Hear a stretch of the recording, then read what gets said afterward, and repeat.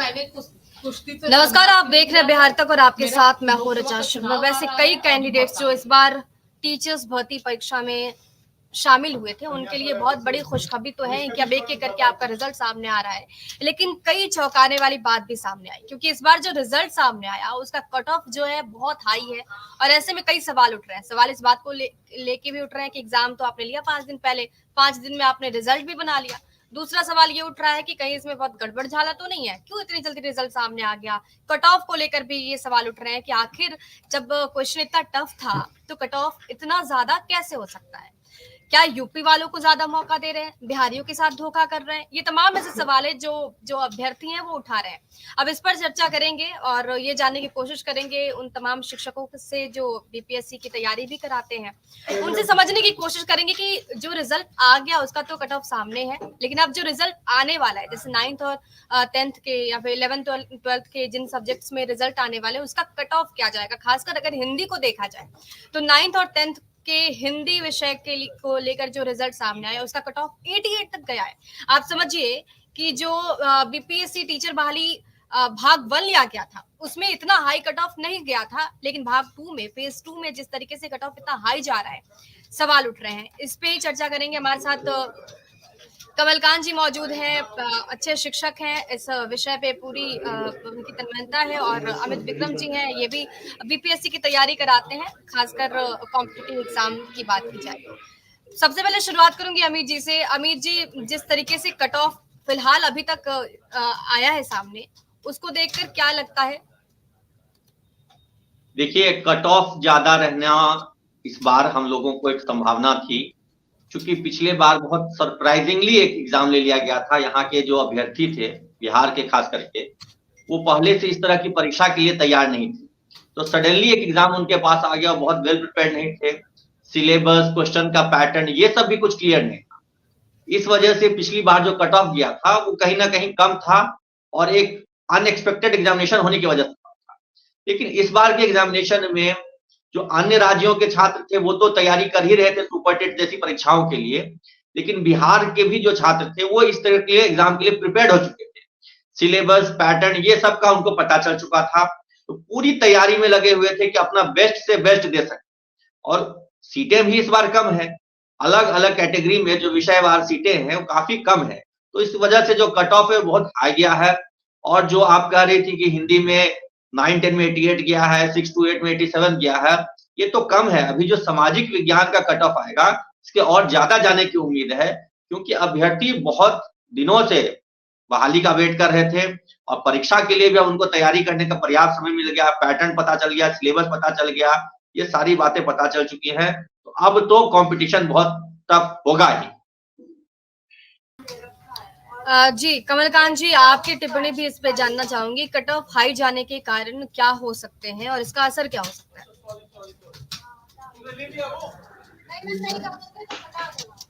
पहले सभी लोगों को धन्यवाद, आपने मौका दिया। और सबसे बड़ी बात यह है कि कट ऑफ जो ज्यादा गया है इसका एक फैक्टर है कि हिंदी का जो क्वेश्चन था उसका स्तर थोड़ा आसान था। यूपी वाले जो है कि हिंदी को भी ऐसे भी देखिएगा, आरओ का एग्जाम होता है वहां 60 में वो लोग 58 स्कोर करते हैं। तो यहाँ जो सब्जेक्ट का जो स्कोर है ये डिसाइडिंग फैक्टर हुआ है। सब्जेक्ट का स्कोर जाकर देखिएगा तो 70, 71, 72 ऐसे स्कोर किए हैं 80 में छात्र। वहीं 40 नंबर का जो जीएस है उसमें स्कोर जो है उनका 20, 21, 22 है।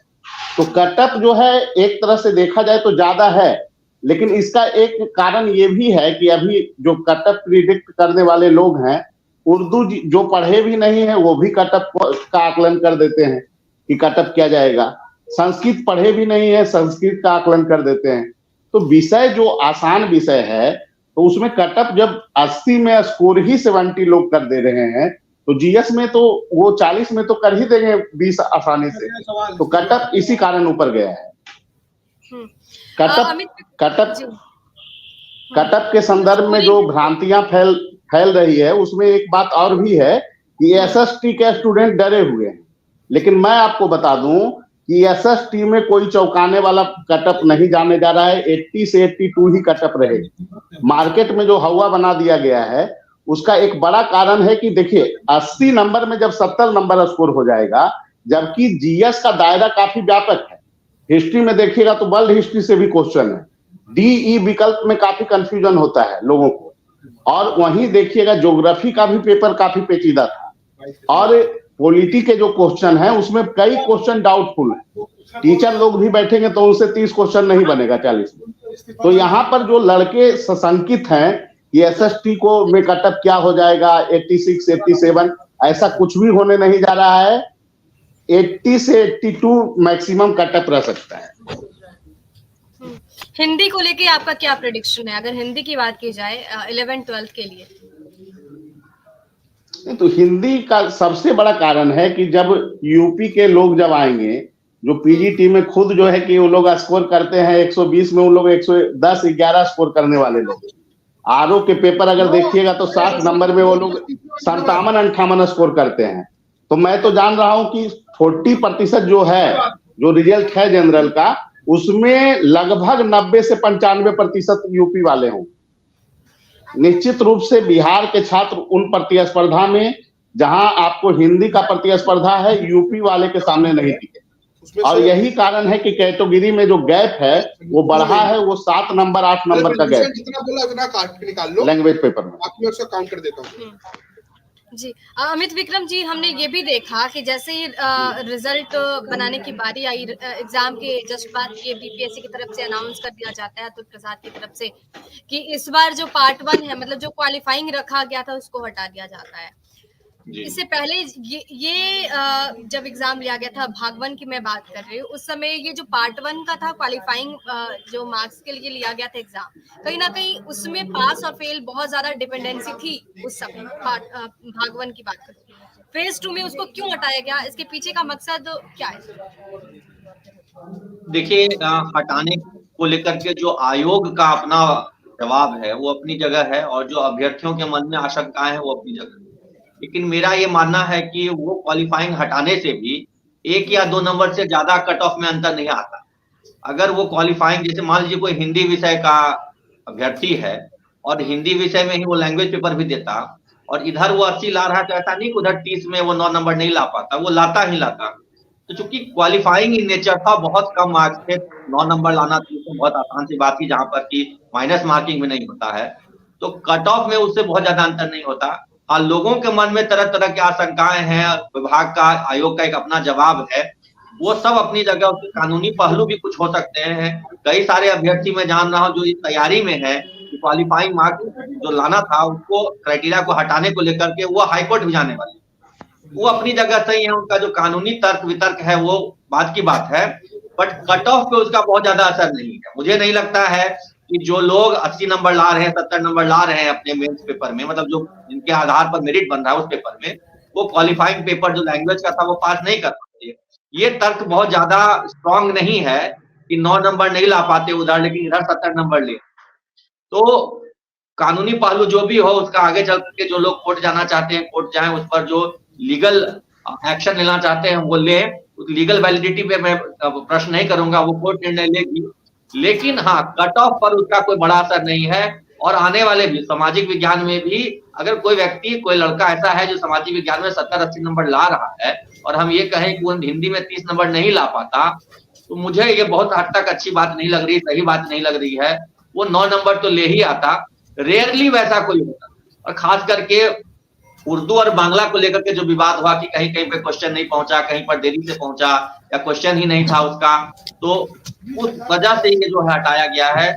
और जो भी कारण हो या उसका जो भी लीगैलिटी भविष्य में आए, लेकिन कट ऑफ को लेकर के बहुत ज्यादा अंतर नहीं, शायद 1 नंबर का अंतर आ सकता था।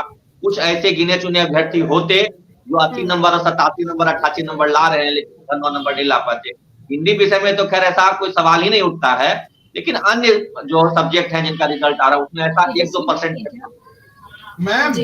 लेकिन अमित जी देखिए, जिस तरीके से रिजल्ट 5 दिन के अंदर सामने आता है और 90 कैटेगरी में रिजल्ट आने वाला है, तो बीपीएससी को 90 कैटेगरी में रिजल्ट बनाने की जरूरत क्यों पड़ी, क्या समझ आता है? देखिए, 90 कैटेगरी में तो रिजल्ट बनाना ही पड़ेगा ना। एक विषय में तो एक विषय में जो कैटेगरी वाइज रिजल्ट है, मेल का, फीमेल का, EWS, EBC, BC, SC, ST, BCL, ये सब तो देना ही देना है। वो जो 90 तरह का रिजल्ट बनाने की बात करते हैं, वो सब्जेक्ट इनटू कैटेगरी करके वो 90 बता, ऐसा नहीं कि 90 प्रकार का उन्होंने रिजल्ट बना दिया। जितने विषय हैं इनटू जितना कैटेगरी है, वो तो 90 अगर आ रहा है तो वो आएगा ही, चाहे वो 120 आ जाता तो 120 हो जाता, वो बात है। ये जरूर है कि इस बार OMR नहीं दिया गया अभ्यर्थियों को, इसको लेकर के बहुत सारी आशंका है कि पिछली बार जो था रिजल्ट से पहले OMR पब्लिश कर दिया गया था, OMR जारी कर दिया गया था, तो छात्रों ने अपना अंक मिला लिया। इस बार OMR जारी नहीं किया गया, डायरेक्ट रिजल्ट। ये एक संदेहास्पद बात है, अभ्यर्थियों के मन में इस बात की आशंका है कि इस बार ऐसा क्यों हुआ, जब पिछला फॉर्मेट जो आया था वो बहुत अच्छा था, इस बार ये परिवर्तन आने की क्या आवश्यकता हुई, इस बार OMR क्यों नहीं दिया जा रहा है, इसको लेकर के आशंका है। वहीं साथ ही साथ ये खुशी भी है, जो पास कर गए उनको ये खुशी भी है कि जल्दी रिजल्ट दे दिया गया। सबको यह लग रहा था कि जनवरी के दूसरे सप्ताह में मिड जनवरी तक रिजल्ट आएगा, किसी ने नहीं सोचा था कि 15 तारीख को एग्जाम खत्म हो रहा है और उसके एक सप्ताह के अंदर 22 तारीख से रिजल्ट आना शुरू है। ये अपने आप में एक सुखद आश्चर्य है, लेकिन हाँ, इस सुखद आश्चर्य के बीच में जो एक प्रोसेस था फॉलो करना, कि पहले आप OMR सबका जारी कर देते, सब अपना OMR चेक कर लेते, संतुष्ट हो जाते, उसके बाद आप रिजल्ट देते। ये जो प्रोसेस को बाईपास किया गया है, इस वजह से कहीं ना कहीं अभ्यर्थियों के मन में संदेह है, और हो सकता है ये आगे चल करके कुछ मुकदमेबाजी भी हो, इतना सारे तरह के मैटर्स कोर्ट में भी ले जाने की लोग तैयारी कर रहे हैं। तो प्रोसेस, ड्यू प्रोसेस फॉलो किया जाना चाहिए था, भले ही उसमें एक सप्ताह और डिले लगता, कोई बहुत बड़ी बात नहीं हो जाती, लेकिन ड्यू प्रोसेस ना फॉलो किया जाना कहीं ना कहीं एक संदेह पैदा करता है लोग। हमारे साथ कई व्यूअर्स भी इस वक्त जुड़े हुए हैं अमित जी, और एक सवाल जो बहुत ज्यादा कॉमन मुझे नजर आ रहा है कि हिंदी को लेकर ये सवाल पूछा जा रहा है कि 11th-12th में हिंदी का प्रेडिक्शन क्या होगा, आपसे पूछने कह रहे हैं। अभी मैंने कमल सर से भी बातचीत की, उन्होंने तो स्पष्ट कर दिया, लेकिन आपसे भी जानना चाहूंगी आपका प्रेडिक्शन क्या कहता है, कितने नंबर लाए जाए ताकि क्वालिफाई हो जाए। देखिए, कमल सर ने कहा सामाजिक विज्ञान को लेकर, तो सामाजिक विज्ञान को लेकर उन्होंने जो कहा वो काफी हद तक सही है, क्योंकि सामाजिक विज्ञान जो है पूरी तरह से एक तरफ से CS का पेपर हो जाता है और उसमें बहुत ज्यादा स्कोर कर पाने की संभावना नहीं है कि 90-95। हाँ, जो हिंदी विषय है उसमें या अंग्रेजी विषय का भी जो कट ऑफ आ रहा है, उसमें क्या होता है कि जो सब्जेक्ट का पेपर है, 80 मार्क्स का जो पेपर है, उसमें लोग एक्सपर्ट होते हैं, उसकी तैयारी करते हैं और उसका स्कोप बहुत लिमिटेड होता है। लैंग्वेज के पेपर का खास करके जो क्वेश्चन का स्कोप है बहुत लिमिटेड है, उसमें लोग ज्यादा स्कोर करते हैं। उसी वजह से 6 to 8 और 9-10 दोनों में हिंदी का कट ऑफ बहुत ज्यादा आया है। इवन इंग्लिश का लोग एक्सपेक्ट नहीं कर रहे थे कि 80 के पास आ जाएगा अनरिजर्व कैटेगरी का, वो आ गया है। ठीक यही पैटर्न हमको लैंग्वेज के पेपर में +2 में देखने को मिलेगा, लेकिन जो सोशल साइंस के पेपर है वहां पे कट ऑफ कम रहने की संभावना है, ताकि कमल सर बता रहे 80 के आसपास रहने की संभावना है। मेरा भी वही अनुमान है कि सोशल साइंस में जो कट ऑफ होंगे, सोशल साइंस के पेपर जो होंगे वो आपके 75-80 के आसपास रहेगा कट ऑफ, लेकिन जो लैंग्वेज पेपर है, हिंदी का पेपर है, इंग्लिश का पेपर है, उसमें कट ऑफ ज्यादा है, उसका कट ऑफ इस बार हाई होने वाला है। यूपी के छात्रों से भी बहुत कंपटीशन है और बिहार के भी जो छात्र हैं उनको पैटर्न पता चल गया है, सिलेबस पता चल गया है, तो वो भी अच्छी तैयारी कर रहे हैं। इस वजह से लैंग्वेज पेपर्स में कट ऑफ ज्यादा जाएगा, लेकिन सोशल साइंस का पेपर का कट ऑफ उस अनुरूप नहीं रहेगा जो कि लैंग्वेज पेपर का, उसमें कम रहेगा, कंपैरेटिवली कम। कमल जी, ये सवाल आपसे मैं जानना चाहूंगी, इसका आंसर देखिए, अगर क्वालिफाइंग पेपर से कोई फर्क नहीं पड़ता था तो कट ऑफ को हटाया क्यों गया? ये सवाल ऑडियंस ने पूछा है। देखिए, सबसे बड़ी बात है जो जवाब दिए हैं अमित विक्रम जी, वही मैटर करता है कि कुछ लोगों को प्रश्न पत्र बटे ही नहीं। उर्दू का जब प्रश्न पत्र नहीं बता था तो विकल्प क्या था? विकल्प यही था कि आयोग फिर से पेपर बनवाता और 1 महीना परीक्षा डिले होता। और जो बच्चा 80 स्कोर कर रहा है, 77 कर रहा है, 70 कर रहा है, वो क्वालिफाइंग पेपर में पास ना हो, मैं इसे नहीं मानता हूं। ये तर्क काफी ठीक है, आयोग की यहाँ पे चूक है, लेकिन ये कहना कि वो लोग फेल हो जाते, ये अतिशयोक्ति होगी। सबसे बेस्ट कॉमिक साक्षी। हाँ, तो इतनी जल्दीबाजी क्यों थी सर रिजल्ट आउट करने के लिए? 5 दिन, ये इतिहास ही कहेंगे बिहार के लिए और पूरे देश के लिए कि बिहार ने ये कर दिखाया कि 5 दिन में आप रिजल्ट दे रहे हैं। आयोग की तरफ से ये कर दिखाया गया है, कमाल ही कहेंगे। लेकिन फिर भी सवाल तो उठ रहे हैं कि 5 दिन में आपको क्या जरूरत पड़ी? आप अच्छे से इसका एनालिसिस कर लेते, 5 दिन में रिजल्ट देने की क्या जल्दबाजी थी? लड़कों को जो आपत्ति है वो है कि कटअप ऊपर क्यों जा रहा है। तो कटअप ऊपर जो गया है उसका सबसे बड़ा कारण है कि कंपटीशन लेवल हाई है और यहाँ पर जो सब्जेक्ट का कटअप है उससे आप आकलन नहीं कर सकते हैं। आप देखिएगा 11-12 को लेकर जो छात्र डरे हुए हैं उसमें हिस्ट्री का क्वेश्चन काफी टफ पूछा गया है। 80 क्वेश्चन में टीचर लोग भी बैठ जाएंगे तो उनको 32 क्वेश्चन नहीं बनेगा। तो ये स्थिति है क्वेश्चन का। एसएसटी का लेवल काफी टफ था। अब वहां पर जीएस का क्वेश्चन 40 जो क्वेश्चन है उसमें एवरेज क्वेश्चन थे, उसमें 26-27 लोग कर सकते थे। तो वहां जो कटअप का आंकड़ा होगा वो संतोषजनक रहने वाला है। कंपटीशन भी काफी आसान है। वहां फाइट जो है कि लगभग 54,000 सीटें हैं और 1 लाख उम्मीदवार लगभग हैं। तो वहां पर कंपटीशन काफी नॉर्मल कंपटीशन होगा और कटअप जो है छात्रों के अनुरूप रहने वाला है। 11-12 को लेकर परेशान होने की जरूरत नहीं है। और एसएसटी के जो सब्जेक्ट हैं जैसे हिस्ट्री हो गया, ज्योग्राफी कुछ आसान थे हिस्ट्री के तुलना में, लेकिन हिस्ट्री का कटअप निश्चित रूप से 60 के आसपास रहने जा रहा है। और अगर वहां देखिएगा तो जनरल का जो सीट है वो 523 सीट है। वहीं पर बीसी का सीट जो है जनरल से भी ज्यादा है, 777 सीट है, जो कि पिछले बार बीसी का सीट खाली रहने के कारण ऐसा हुआ। तो वहां जो कैटेगरी का जो गैप होगा वो भी बहुत ज्यादा होगा। अगर 60 वहां जनरल कटअप जाएगा तो बीसी का कटअप हो सकता है कि 50 चला जाए, क्योंकि जनरल से 1/3 बीसी का रहता है रिजल्ट। लेकिन वहां जो है कि जनरल से भी ज्यादा रिजल्ट है, 777 रिजल्ट।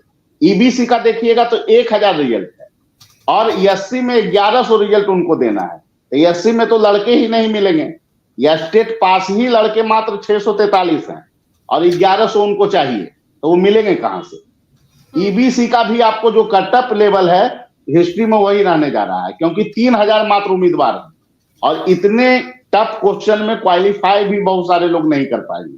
और 1000 सीटें हैं, 777 सीट जो है कि आपको बीसी कैटेगरी का है, तो उसमें भी कटअप से 2-3 नंबर ऊपर, यानी कि आप मान सकते हैं कि 50-51 लगभग रहेगा। लेकिन जनरल में चूंकि यूपी के भी लड़के हैं और यूपी के लड़के जीएस में काफी अच्छे रहते हैं, इस कारण हिस्ट्री में जो बच्चे नेट का एग्जाम देते आए हैं वो बच्चे वहां पर जो है 35-36 हिस्ट्री में स्कोर कर पाए हैं। हिस्ट्री का क्वेश्चन काफी टफ था।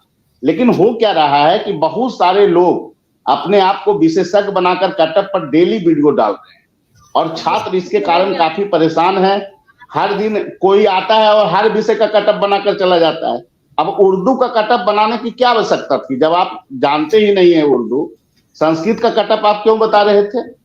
जब संस्कृत पढ़ने वाले बच्चे वहां पर मार के आए हैं 72 क्वेश्चन, तो वहां पर जीएस में वो 15 भी सही कर लेंगे तो कटअप ऊपर जाएगा। और वैसा ही हुआ, 91 कटअप गया। तो कटअप बहुत ज्यादा आश्चर्यजनक नहीं है जैसा बताया जा रहा है। अभी जो है कि 11-12 का कटअप आने दीजिए, निश्चित रूप से छात्रों के अनुरूप कटअप रहने वाला है और मुझे नहीं लगता है कि बहुत व्यापक गड़बड़ी बीपीएससी में हुई है। लेकिन अगर छात्रों का ये आरोप है, छात्र ऐसा सोच रहे हैं, तो निश्चित रूप से अगर कुछ गड़बड़ियां हैं कुछ इस मामले में, तो आयोग भी स्पष्ट रूप से अपना वक्तव्य दे सकता है कि क्या चीजें हुई है।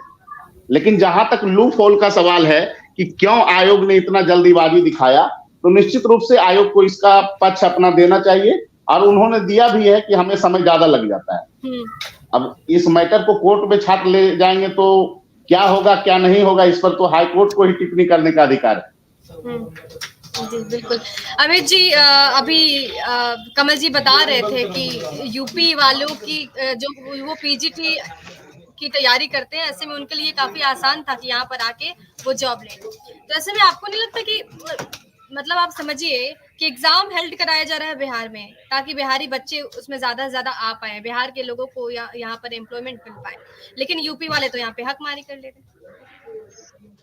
देखिए, ये तो समझिए कि हमारे जो पॉलिटिशियंस हैं, हमारे जो सरकार में जो लोग बैठे हैं, उनके लेवल की ये चीजें हैं कि वो जो आपका डोमिसाइल नीति उसको लेकर के तो छात्रों ने बहुत प्रोटेस्ट भी किया था जब उसको हटाया गया था। और तो अभी क्योंकि आप लोग टीचर्स हैं, आप लोग पढ़ाते हैं, तो हमेशा अभ्यर्थी आपके पास आते होंगे, जाहिर सी बात है, बहुत सारे कॉल्स आती होगी, क्लासरूम में भी आपसे पूछा जाता होगा।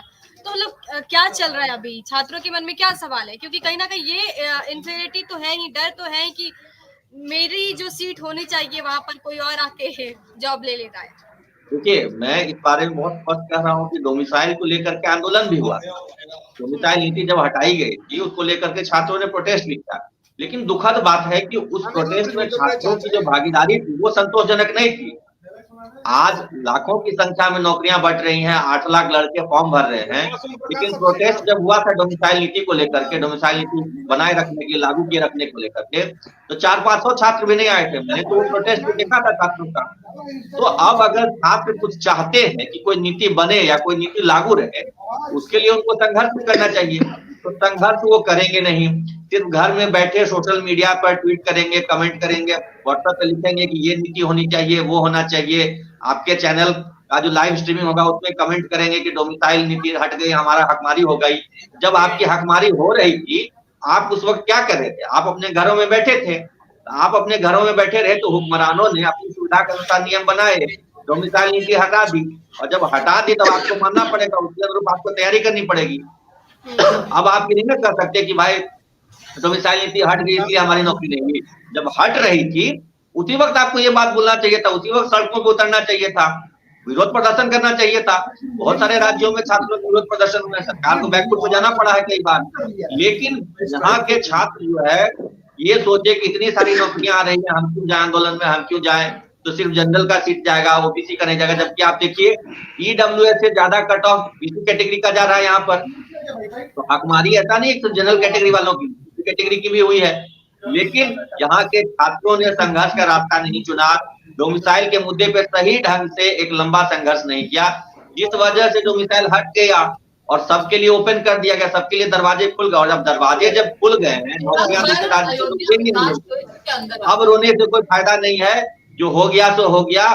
अब वो बेहतर तैयारी करें, बेहतर पढ़ाई करें, और जब ये ओपन कंपटीशन पूरे देश के लिए है तो उनको तैयारी भी करनी चाहिए।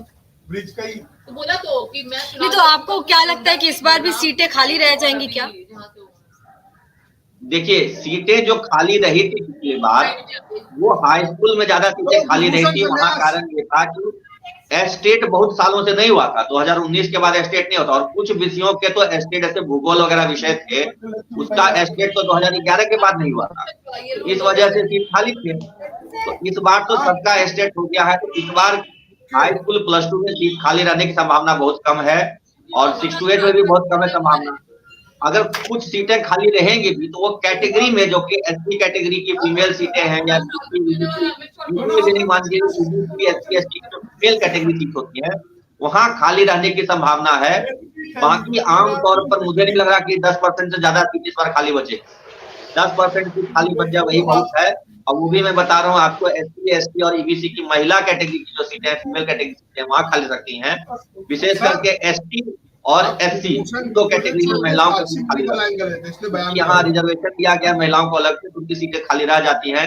उतने सारे कैंडिडेट नहीं मिल पाते हैं, या हमारे खास करके दलित समाज की लड़कियां जो है अभी भी उस संख्या में बीएड वगैरह नहीं कर रही हैं कि उनको इन प्रतिस्पर्धी परीक्षाओं में शिक्षक की परीक्षा बैठने का अवसर मिल सके, इस वजह से खाली रह सकती है। वो कालांतर में भरा जाएगा। आगे भी विभाग की योजना है कि हम हर साल लेंगे परीक्षा बीपीएससी की शिक्षक बहाली के लिए, तो भरा जाएगा। इस बार मेरा आकलन है कि 10 से 15% से ज्यादा सीट खाली नहीं रहती। जी, ये कुछ सवाल है नीतीश ने पूछा है, पीजीटी हिंदी जनरल 67 हो सकता है क्या? Please reply sir. Kamal ji, Nitish ji का ये सवाल है। रिजल्ट आने दीजिए, और इसको लेकर देखिए, अभी टिप्पणी करना जब एक दिन का समय है और जो है कि उचित नहीं होगा, और उनका जो है कि प्रश्न जो है जायज है, ऐसे चांस कम है लेकिन अपेक्षा कर सकते हैं।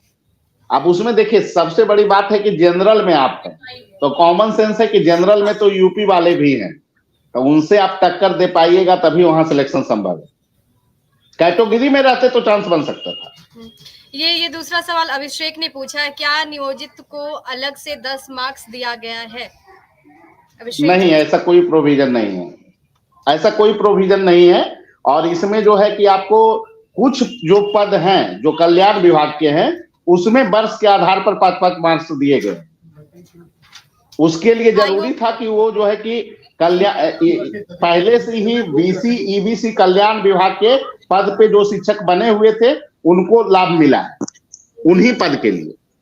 तो आशा है, उम्मीद है कि अभिषेक जी को उनका जवाब मिल गया होगा। ये सवाल अमित जी आप इसका जवाब दे दीजिए। पीके गुप्ता जी ने पूछा है, पीजीटी इंग्लिश में कितना हो सकता है? कट ऑफ पूछ रहे हैं। देखिए, मेरा अनुमान ये है कि पीजीटी इंग्लिश का कट ऑफ जो आपका 6 to 8 या 9-10 का जो इंग्लिश का कट ऑफ जा रहा है उसी अनुरूप रहेगा।